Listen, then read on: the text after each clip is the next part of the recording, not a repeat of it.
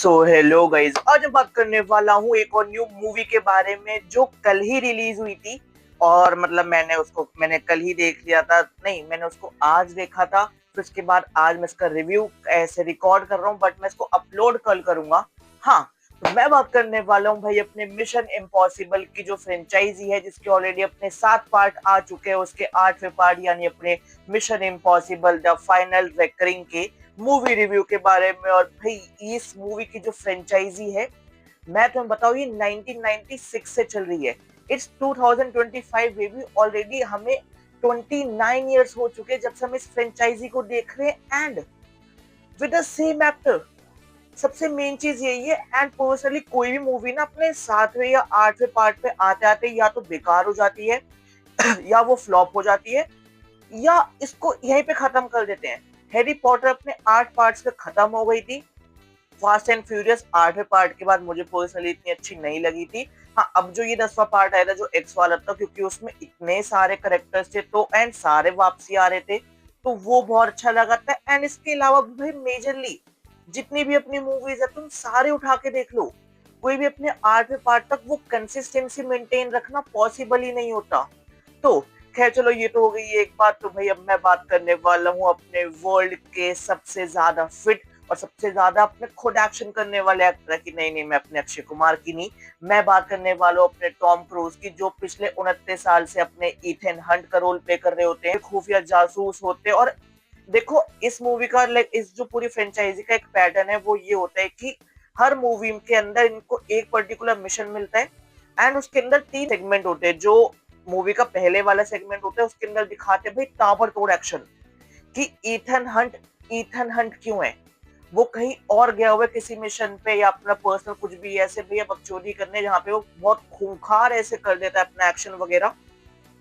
फिर उसके बाद दिखाते हैं थोड़े मिडिल पार्ट में जहाँ पे चीजें बहुत प्लानिंग एग्जीक्यूटिंग, जहाँ पे हमें पता चलता है कि एक्चुअल में जो विलन है उसका इतना बड़ा खतरा है। फिर आता है अपना बिल्कुल ही ऐसा एंड जो अपना लास्ट का पार्ट होता है, जिसमें फिर से ऐसे कंप्लीट एक्शन दिखाते हैं। एंड वो जो ये ऐसे तीनों जो इसके सेगमेंट है वो कंप्लीट करके इसको बना देते हैं फुल एक्शन पैक मूवीज। जो अभी फिर से इसका जोन स्टार्ट हो चुका है, वो 1996 से अपने भैया ये ईथन हंट भैया ऐसे करते आ रहे हैं। तो खैर, ये तो हो गए अपने मिशन इम्पॉसिबल के बारे में बात। अब करते हैं इस मूवी के प्लॉट के बारे में। और हाँ, मैं मूवी का कंप्लीट प्लॉट नहीं बताऊंगा, नहीं मैं इसकी कंप्लीट स्टोरी बताऊंगा, क्योंकि मूवी को अभी तक रिलीज हुए 48 घंटे भी नहीं हुए हैं।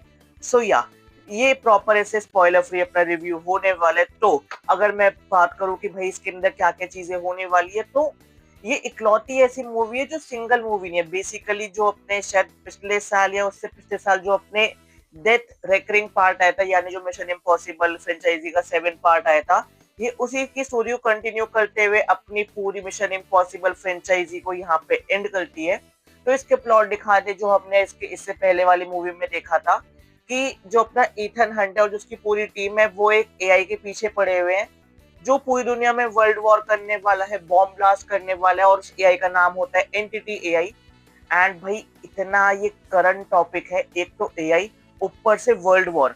तो इंडिया वाले तो दोनों चीजें देख रहे हैं, चैट जीपीटी और पाकिस्तान, भैया हमारा तो दोनों से पाला बिल्कुल साथ में पड़ रहा है। तो ये चीजें रिलेटेबल इतनी बना देती है। एंड फर्स्ट पार्ट के एंड में दिखाते हैं, मैंने देख रखा है बेसिकली, उस पर रिव्यू वगैरह नहीं बनाया, वो मैं थोड़ा पागल था। तो फर्स्ट पार्ट के एंड में दिखाते हैं कि इनको उस एआई को कैसे रोकना है और उस एआई तक कैसे पहुंचना है।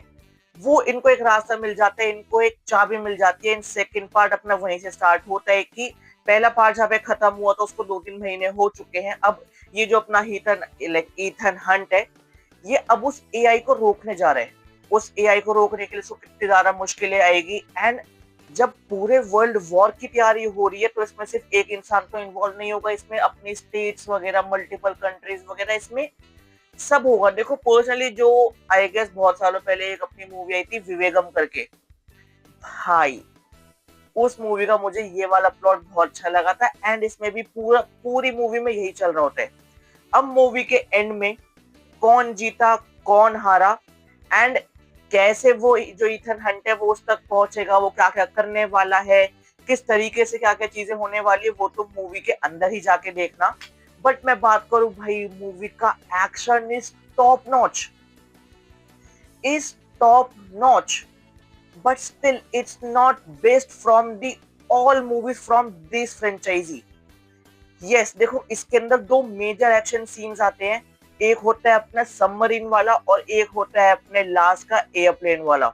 जो सबमरीन का है वो थोड़ा ऐसे लाइक अपने मिड का पार्ट होता है, जिसमें दिखाते हैं कि एक्शन के लिए तुम्हें सिर्फ सामने वाले को मारना पीटना जरूरी नहीं है, तुम्हें एक्शन के लिए इतनी सारी चीजें करने की जरूरत नहीं है। तुम आंखों में डर दिखा सकते हो, तुम पे गोलियां चल रही है, तुम बच रहे हो क्योंकि तुम बेबस हो, वो भी एक्शन सीन के अंदर आएगा। देखो इस मूवी के अंदर बीच में एक ऐसा सीन आता है जिसमें 20 मिनट के लिए अपना ईथन हंट सिर्फ जो सबमरीन होता है उसके बाहर आने के लिए ट्राई कर रहा होता है। अब वो उस तक भी कैसे पहुंचा या क्या है स्टोरी वो मैं नहीं बताऊंगा। उस सीन का जो भाई जो सिनेमैटिक शॉट्स है, कसम से दिल ले गया। फिर उसके बाद जो बिल्कुल एंड में अपना एयरप्लेन वाला सीन आता है, भाई कैसे रिकॉर्ड किया तुमने वो सीन, इतने लंबे लंबे टेक्स लेके, और भाई तुमने सिंगल कैमरा रखा हुआ है। तुम अगर वो एडिटिंग नहीं है, अगर वो रियल सीन है, कोई इंसान हवा में शूट कैसे कर सकता है, और अगर नकली भी है तो इस लेवल का नकली। फिर उसके बाद चीजों को इजी इजी होते होते अपनी मूवी खत्म हो जाती है, खत्म। हाँ, देखो पर्सनली इस फ्रेंचाइजी का नाम है मिशन इम्पॉसिबल, कि जिसको कोई नॉर्मल बंदा नहीं कर सकता, जिसको करने के लिए एक बहुत ही तगड़ा इंसान चाहिए, और वो ईथन हंट से अच्छा कोई हो ही नहीं सकता। तो उसके बारे उसके लिए मिशन इतना इजी दिखाया गया। इससे पहले वाली किसी मूवी में ईथन हंट के लिए कोई भी मिशन इजी नहीं था। It was impossible, it was do और डाई मिशन। इसमें दिखाया गया कि ईथन हंट ने यहाँ किया, ये किया, वो किया, इससे ऐसे बच गया, इससे वैसे बच गया। बहुत कन्वीनियंस के हिसाब से दिखाया। एंड सेकंड थिंग जो मैंने हमेशा बोला है, किसी भी मूवी को सिर्फ हीरो बड़ा नहीं बनाता, उस मूवी का विलन बहुत बड़ा बनाता है। अगर जब तक विलन ज्यादा पावर में नहीं होगा और हीरो जो होगा वो उससे कम पावर में नहीं होगा, जब तक वो उससे पिट ना जाए, फिर जब एंड में वो उसको बचा ना ले, मतलब वो सबको ना बचा ले उस विलन से, तब तक इस चीज को अच्छे से मैं देखना पसंद नहीं करूंगा। तो कंपैरेटिवली मैं ये कहूंगा कि इस मूवी की स्टोरी लाइन पहले वालों से अच्छी है, क्योंकि इसमें प्रॉपर स्टोरी लाइन दिखाई गई है। बट हम मिशन इम्पॉसिबल को स्टोरी के लिए नहीं, हम उसके नए नए एक्शन के लिए देखने जाते हैं। तो वो थोड़ा मुझे कंपैरेटिवली पहले की मूवीज से कम लगा, क्योंकि अपने डेथ रेकरिंग में, सॉरी डेथ रेकरिंग कह रहा हूँ, हाँ डेथ रेकरिंग है, हाँ अपनी डेथ रेकरिंग में बहुत ज्यादा तगड़ा इसमें एक्शन है। एंड उससे पहले जो अपनी फॉल आउट आई थी, आई गेस वो 5वीं या 6ठी मूवी थी अपने इस फ्रेंचाइजी की, भाई वो मेरे इस पूरी फ्रेंचाइजी की सबसे टॉप नॉच मूवी है। फिर उसके बाद इसके अंदर अपनी पहली से लेकर 7वीं मूवी के कुछ ग्लिम्स डालना, कुछ शॉर्ट्स डालना, एंड कुछ जो हमें आंसर्स नहीं पता थे कि अच्छा ये उन मूवीज में ऐसा हुआ तो कैसे कैसे हुआ और क्यों क्यों हुआ, तो उनके भी आंसर ये मूवी कंप्लीट करके दे देती है। तो बेसिकली मैं कहूंगा कि ये मूवी मूवी तो थी, बट उससे ज्यादा ये अपने टॉम क्रूज के फैंस के लिए फैन सर्विस थी।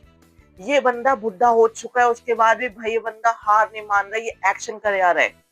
एंड ऐसा मैंने अपने इंडिया में सिर्फ एक ही को देखा है, वो है अपना MSD, यानी अपने महेंद्र सिंह धोनी सर। भाई वो बंदे 43 के हो चुके, बट वो सिर्फ फैन सर्विसेज के लिए आज भी खेल रहे हैं। अपनी टीम में कंपैरेटिवली भाई बहुत ज्यादा तगड़ा और बहुत ज्यादा स्ट्रॉन्ग खेल रहे हैं। और मुझे नहीं लगता मैं इससे इसके बारे में ज्यादा कुछ बोल सकता हूँ। तो गाइज ये था मेरा mission impossible the final recurring, और हम कह सकते हैं पार्ट 8 का मूवी रिव्यू। अगर तुम्हें रिव्यू अच्छा लगा तो इस वीडियो पे लाइक कर दो, इस वीडियो पे कमेंट कर दो, इस वीडियो पे शेयर कर दो।